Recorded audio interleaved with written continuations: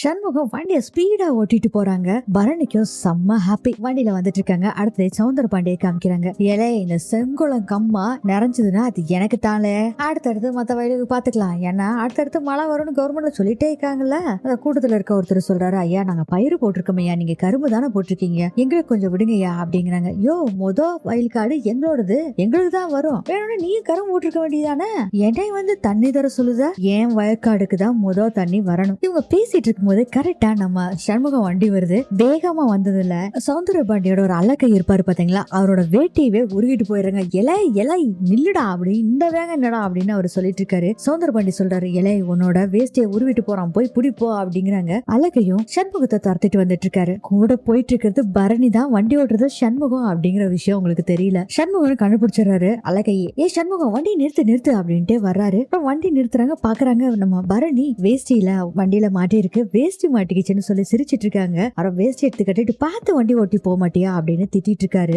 அதுக்கு சண்முகம் சொல்றாரு, நீ என்னைக்காச்சும் ஒரு நாள் உன்னோட வேட்டியை உருகணும்னு நினைச்சிட்டு இருந்தா, அது இவ்வளவு சீக்கிரம் நடக்கும்னு நினைக்கவே இல்லை அப்படின்னு சொல்லி சிரிச்சுக்கிட்டு இருக்காரு. அந்த அலக்கை சொல்றாரு, நல்ல வேலை செஞ்ச போப்பா அப்படிங்கிறாங்க. நீயும் நல்ல வேலை செஞ்ச, ஏன்னா உள்ள டவுசர் போட்டிருந்துக்கல அப்படின்னு சொல்லிட்டு வண்டி எடுத்துட்டு சிரிச்சுக்கிட்டே அங்கிருந்து போறாரு. சண்முகம், டேய் வாங்கிட்டியாடா, ஏன்டா வேட்டி இறுக்கி கட்ட மாட்டியா, என்னமோ பட்டணத்துல ஸ்பீடா போவாங்களோ அது மாதிரி போயிட்டு இருக்கேன், யாருல அது அப்படின்னு கேக்குறாரு சௌந்தரபாண்டி. வண்டியில போறது யாருன்னு உங்களுக்கு தெரியலையா, உங்க மகளும் மருமகனும் தான் கட்டி புடிச்சுக்கிட்டு போயிட்டு இருக்காங்க அப்படின்னு சொன்ன சௌந்தர பாண்டிக்கு பயங்கர கோபம். என்னது ஏமாவ அந்த வெறும்பையில கட்டி புடிச்சு போயிட்டு இருக்காளா? ஆமாயா, நீங்க நினைக்கிற மாதிரி பைக் ரேஸ் காட்சி எல்லாம் இல்ல, இது காதல் காட்சி. என்னலே சொல்லுத ஐயா, அவங்க ரெண்டு பேத்துக்குள்ள புரிதல் வந்துருச்சு போல. உங்க பொண்ணு அவன் கூட வாழ மாட்டான் நீங்க மனசுக்குள்ள உரியேத்திட்டே இருந்தீங்க, ஆனா இப்ப அவங்க ரெண்டு பேத்துக்குள்ள புரிதல் வந்துருச்சு. நீங்க இல்ல, இங்க இருக்க யாரு நினைச்சாலும் பிரிக்கவே முடியாதுன்னு நினைக்கிறேன். இதை கேட்டோடனே சௌந்தர பாண்டிக்கு பயங்கர டென்ஷன் ஆகுது. சண்முகம் பாத்தீங்கன்னா அப்படியே வானத்துல பிளைட்ல பறக்கிற மாதிரி வண்டியை ஓட்டிட்டு அவ்வளவு சந்தோஷமா வந்துட்டு இருக்காரு.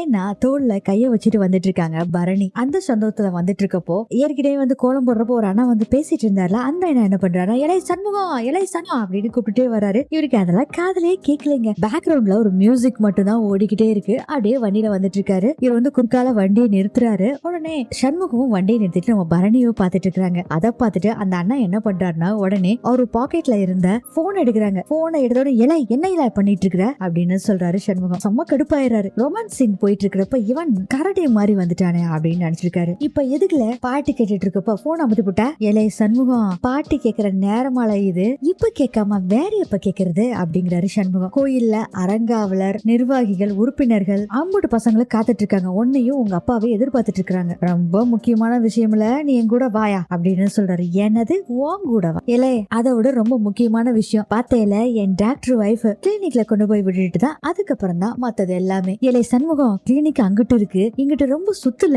அதனாலதான் இங்கிட்டு போய்கிட்டு இருக்கிற அப்படிங்கிறாரு சண்முகம். பரணி பார்த்து சிரிச்சிட்டு இருக்காங்க. என்ன சாவடிக்காத சண்முகம், எப்பதான் வருவ அப்படின்னு சொன்னோன்னே சண்முகம் அந்த பாட்டை மறுபடியும் பிளே பண்ணிக்கிட்டு, நீ சாகிறதுக்குள்ள வந்துருவ அப்படின்னு சொல்லிட்டு அங்க இருந்து கிளம்பிடுறாரு சண்முகம். அடுத்தது கோயில காமிக்கிறாங்க. கமிட்டி மெம்பர்ஸ் எல்லாருமே உட்காந்து பேசிக்கிட்டு இருக்காங்க. அப்ப வைகுண்டம் வர்றாங்க. வைகுண்டத்துக்கிட்ட பேசிட்டு இருக்காங்க. இவர் வைகுண்டம், நாங்க எல்லாரும் தான் ஓட்டு போட்டு தான் நாங்க செலக்ட் பண்றோம் தர்மகத்தாவை. இந்த கடந்த 10 வருஷமா உங்க மச்சான் தான் செலக்ட் பண்ணிட்டு இருக்கோம், அவர் தான் இந்த ஊர்லயே பெரிய தலைக்கட்டு. ஆமாமா பெரிய தலைக்கட்டு தான் அப்படின்னு சொல்றாரு வைகுண்டம். ஒவ்வொரு வருஷமும் உண்டியில என்றப்போ பொதுல வச்சுதான் என்றாங்க. ஆனா வந்து 1 கோடி வந்தது, 2 கோடி வந்தது, ஏகப்பட்ட இது சொல்றாங்க. ஆனா நாங்க இதுவரையிலும் கண்ணுல பார்த்ததே இல்ல. அவ்வளவு லாபம் வந்தும் நம்ம கோயிலுக்கு ஏதாச்சும் ஒரு வசதி செஞ்சு கொடுத்திருக்காரு இல்லையே. சௌந்தர பாண்டி ஐயா மேல எங்களுக்கு எந்த சந்தேகமும் இல்ல. ஆனா கோயில்ல வர வருமானத்தை வச்சு கோவில ஒன்னும் டெவலப் பண்ணலையே. சரியா, அதுக்கும் எனக்கும் என்னையா சம்பந்தம் அப்படிங்கிறாரு வைகுண்டம். இங்க பாருயா, 10 வருஷமா இந்த கோயிலுக்கு அவர் தான் தர்மகர்த்தாவா இருந்தாரு. அவர் சொன்ன மாதிரி இது வரைக்கும் எதுவுமே பண்ணதில்லையே. ஆனா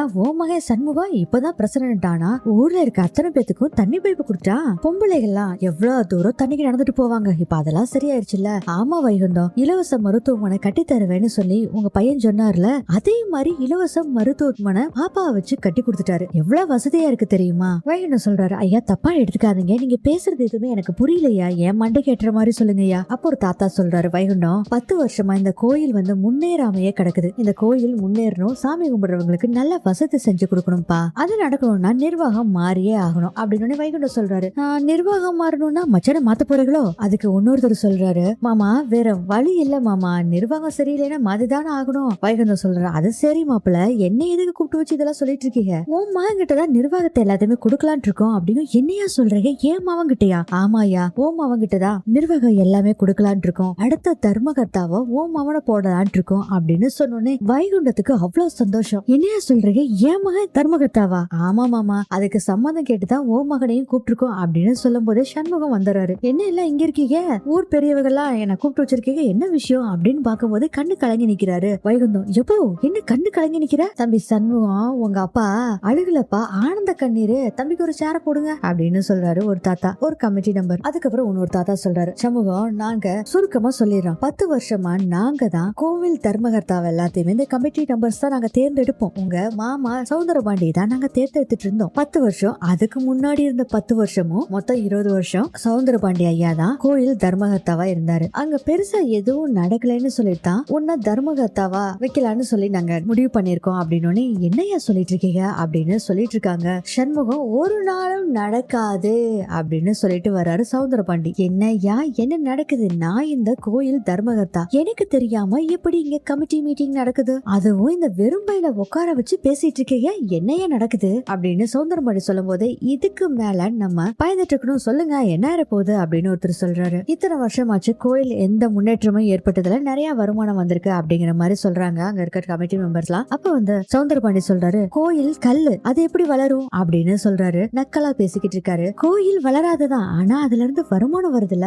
தினமும் வர்ற பக்தர்களுக்கு அன்னதானம் செய்யலாம், எதுவுமே நீங்க செஞ்சதே இல்லையே. ஆமாயா, நாங்களும் பார்த்தோம், அதனால நம்ம பிரசிடண்ட் சண்முகத்தை கோயில் அரங்காவலரா ஆகிடணும்னு முடிவு பண்ணிருக்கோமையா அப்படின்னு சொல்றாங்க. இதை கேட்ட உடனே பயங்கர ஷாக் ஆகுது சௌந்தரபாண்டிக்கு. எலை, இந்த வெறும் பையனா அரங்காவலர் அப்படின்னு சொன்னோன்னே கோவம் வந்தது சண்முகத்துக்கு. மாமனாரே, இந்த வெறும் பையன்தான் உன் பொண்ணு கழுத்துல தாலி கட்டின, இப்போ பிரசிடண்டா இருக்கேன், ஊர் தலைவரா இருக்கேன், என்னல பெரிய பிரசிடண்ட், இந்த பதவியே என் வீட்டுல ஒருத்தன் இருக்கானே அவன் போட்ட ஓட்டு, அதுல வந்த பிச்சை, என் வீட்டு பிச்சையில தானே நீ இப்போ பிரசிடண்டா நிக்க, உன் மாவனுக்கே உன்ன பிடிக்கல, இங்க வந்து நீ பேசிட்டு இருக்கிய, ஒருத்த ஓட்டு வித்தியாசத்துல ஜெயிச்சமுல ஊர் கோயிலுக்குள்ள ஏத்துக்கிட்டாங்க. ஏலே, யாரு வேணாலும் பிரசிடண்டா நிக்கலாம்ல, ஆனா இது கோயில், கோயில் விஷயம், அதுக்கு ஒரு கௌரவம் இருக்கணும், அதுக்கு ஒரு தகுதியும் இருக்கணும், அதுக்கு ஒரு பெரிய மனுஷனா இருக்க வேண்டாமா அப்படின்னு சௌந்தரபாண்டி சொன்னோன்னே, அதான் எங்க சண்முகம் பிரசிடண்டா இருக்காருல, அதோட பெரிய மனுஷன் யாரு அப்படின்னு ஒருத்தர் சொல்றாரு. இவன் பெரிய பிரசிடண்ட், அம்புட்டே நீட்டி நிமித்திட்டேன்,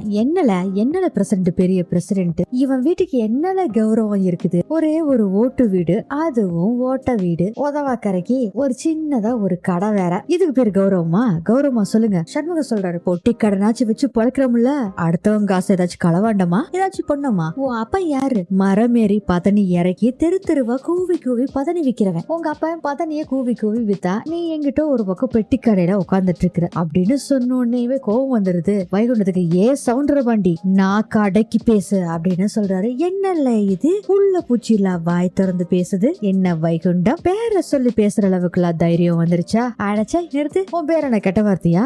உன் பேரை யாரும் சொல்லக்கூடாதா அப்படின்னு வைகுண்டம் சொல்றாரு. கட்டின பொண்டாட்டிய வச்சு காப்பாத்த வக்கில்லாதவன், ஒரு ஓடுகாலி பொண்டாட்டியோட புருஷன் இவன், ஒரு ஓடுகாலி பொண்டாட்டியோட மவன் இவன், இதுக்கு மேல என்ன கௌரவம்? இவங்களை போய் தர்மகர்த்தாவா உட்கார வைக்கிறீங்க, உங்களுக்கு அசிங்கமா இல்ல அப்படின்னு சௌந்தரபாண்டி சொன்ன பயங்கர கோபம் வந்துருது வைகுண்டத்துக்கு. யாருல ஓடுகாலி, அவன ஓடியாடா போலாம் அப்படின்னு சொல்லிட்டு பயங்கரமா சட்டையை பிடிச்சு சண்டை போட்டுட்டு இருக்காங்க வைகுண்டமும் சௌந்தரபாண்டியும். இனிமேல் அப்படி சொல்லுவியாடான்னு சொல்றாரு வைகுண்டம். நான் அப்படிதான் சொல்லுவேன், உன் பொண்டாட்டி ஓடுகாலி ஓடுகாலின்னு சொல்லிட்டு டாக்டர் பொண்டாட்டின்னு சுத்திட்டு இருக்கானே, அவளே வந்து சொல்லுவாயா நீ எனக்கு வேண்டான்னு அப்படின்னு சொல்லி சௌந்தரபாண்டி சொன்னோன்னே சண்முகத்துக்கு அதை கேட்டோடனே பயங்கர கோபம் வந்துருது. இது எங்க குடும்ப விவகாரம், நாங்க பாத்துக்கிட்டோம் அப்படிங்கிறாரு சண்முகம். அதுக்கு சௌந்தரபாண்டி சொல்றாரு, என்னலே குடும்ப விவகாரம், உன் அம்மா ஒரு ஓடுகாலி, நீயும் உன் பொண்டாட்டி இல்லாம தனி மரமா நிக்க போறவ, இதுல இந்த கௌரவம் வேற பெரிய குறைச்சலோ? வைகுண்டத்துக்கு வர பயங்கர கோபம் வந்துருது, பயங்கரமா சண்டை போறாரு. இருந்தாலும் நம்ம சண்முகம் அவங்க அப்பாவை புடிச்சுக்கிறாரு. அப்ப பயங்கர கோவத்துல பேசுறாரு, டேய், ஏன் பொண்டாட்டியை பத்தி பேசுறதுக்கு உனக்கு என்னல தகுதி இருக்குது, என் கையில தாண்டா உனக்கு ஆப்பே இருக்குது அப்படின்னு சொல்லிட்டு இருக்காரு வைகுண்டம். இதை கேட்டுட்டு பயங்கர சத்தம் போடுறாரு சௌந்தரபாண்டி. உன்னை நான் போட்டு தள்ளிடுவேன் அப்படிங்கிற மாதிரி சொல்றாரு. அதை கேட்ட உடனே சண்முகத்துக்கு பயங்கர கோவம் வந்துருது. வெயில முடிஞ்சா அவர் மேல கை வெயில அப்படின்னு சொன்னோடனே பாத்தீங்கன்னா இவ்வளவு நேரம் ஆக்ரோஷமா பேசிட்டு இருந்த சௌந்தரபாண்டி கப்புன்னு அடங்கிறாரு. என் அப்பா மேல கைய வைக்கணும்னா என்ன தாண்டிதாம்ல வரணும், அதுக்கு தைரியம் இருந்தா கை வெயில வைன சொல்றாங்க. ஏலே சௌந்தரபாண்டி இப்ப கேட்டுக்கல, என் மவன் இந்த கோயிலுக்கு தர்மகர்த்தா ஆவாம்ல அப்படின்னு சொன்னோடனே சௌந்தரபாண்டி சொல்றாரு. செஞ்சு காட்டுட்டு பாக்கலாம் அப்படின்னு சொல்றாங்க. தைரியமா இருந்தா செய்யட்டும் அப்படிங்கிறாங்க. ஏலே இதே இடத்துல என் மவன் தர்மகர்த்தாவா ஆவான், இல்லைன்னா அவன் என் பையன் இல்ல, அன்னைக்கு இருக்குல்ல உனக்கு சமூகம் வாழ அப்படின்னு சொல்லிட்டு அங்கிருந்து போயிடுறாரு வைகுண்டம். எல்லாரும் போயிடுறாங்க. சண்முகமும் சௌந்தரபாண்டி மட்டும் இருக்காங்க. அப்போ சண்முகம் சொல்றாரு, ஏலே 20 வருஷமா என் அம்மா ஓடி போனவன் நடத்த கட்டவன் சொன்ன இந்த வாயால என் அம்மா நல்லவ உத்தமின்னு ஓம் வாயாலே சொல்ல வைக்கல, என் பேரு சண்முகம் இல்லல அப்படின்னு சொல்லிட்டு பயங்கர கோவத்துல அங்கிருந்து போறாரு சண்முகம். பயங்கர கோவத்துல